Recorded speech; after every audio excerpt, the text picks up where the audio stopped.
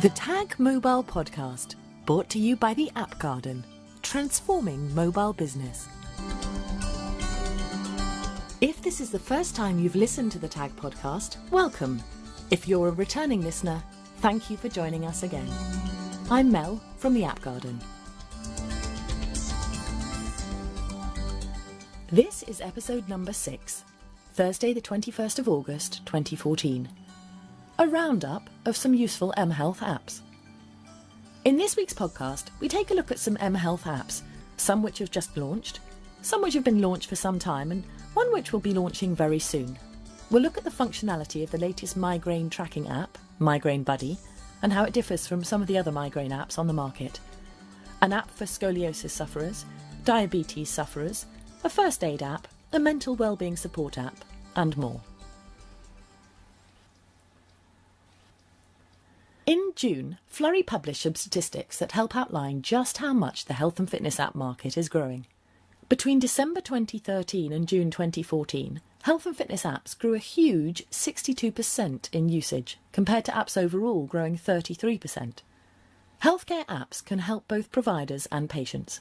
Just some of the benefits for patients are providing them with the potential for mobile appointments, access to health diaries, the wearable market, and monitoring devices.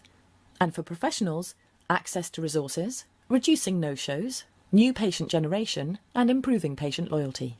As we continue to see exciting innovation and a massive increase in the adoption of mHealth apps, let's have a roundup of some useful mHealth apps which either are making or promise to make an impact in the health arena. The last couple of weeks has seen the launch of a new tracking and reporting app which is set to help migraine sufferers, of which there are many, with an estimated 190,000 migraine attacks experienced across the UK every day. The new app is called MigraineBuddy, and it's the latest migraine app on the market. The app was developed in Singapore, and whereas previous migraine apps such as Headache Diary Light and My Migraine Triggers simply track symptoms and self-diagnose, MigraineBuddy goes one step further by collecting data on the user's sleep and movement patterns by smartphone sensor. The app gathers the information as well as additional information provided by the user, such as eating habits and the severity and frequency of migraines, and then works a bit like a virtual doctor by producing charts and reports which try to define what might be causing the migraines and how they might be reduced or avoided. The app also allows users to connect with their doctor and provides data which can be accessed 24/7 in real time, making it as much of a collaborative tool as a tracking app. The app is available by invitation and can only be activated with an access code provided by a clinician. Scoliosis is a medical condition in which patients suffer from an abnormal sideways curvature of the spine. In the UK, scoliosis affects 3 or 4 children out of every 1,000, and it's thought that as many as 7 out of 10 adults aged 65 or over have some degree of scoliosis. An app called ScolioTrack allows the user or medical professional to track the condition. The user's smartphone device can be calibrated to ensure the program is recording the scoliosis accurately and then records the angle of curvature in the spine. This information is supported by taking a postural photo. Once the data is collected, it's displayed on a summary page, and after 3 sets of data are collected, the app will display the results on a graph to show the rate of progression of the condition. The app claims to have a high degree of accuracy, making it suitable for professionals such as medical doctors, chiropractors and physiotherapists, as well as being simple enough for personal use at home. I, for one, am very happy that the British Red Cross has launched their first aid app, which, as you'd expect, provides information on what to do in an emergency and how to familiarise yourself with the basic first aid techniques. The app incorporates videos, interactive quizzes and advice to increase your knowledge of first aid, as well as providing instantly accessible step-by-step instruction to deal with potential emergency first aid situations. I've got a St John's Ambulance first aid leaflet sitting comfortably at home in my medicine cabinet, but let's face it, that wouldn't really help me if I was out and about and needed to access information quickly and easily. So thank you, British Red Cross, for your first aid app. An app to help people determine what percentage they are at risk of developing type 2 diabetes over the next 10 years was launched in June this year. The Diabetes Risk Checker app is a very simple app that asks some basic questions, then performs calculations based on the open-source ClinRisk Diabetes algorithm. The purpose of the app is to encourage users who may receive a high percentage rating to change their behaviour and habits in order to reduce their risk before it's too late. It takes measurements such as body mass index to make the calculations. It's simple but effective.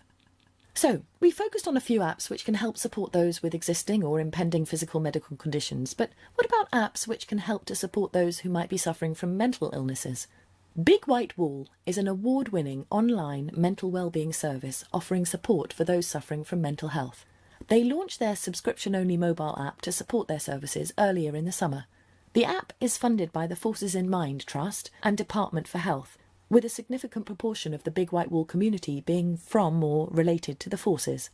Some of the key features of the app are allowing users access to trained counsellors 24/7, live therapy via text, audio or video, and self-administered clinical tests and guides to improve well-being. And importantly, it's anonymous, allowing users to openly discuss how they're feeling. The Oxford NHS Trust are soon to be launching their Eat Diary app to assist patients suffering from eating disorders such as anorexia and bulimia by encouraging them to manage their nutritional needs.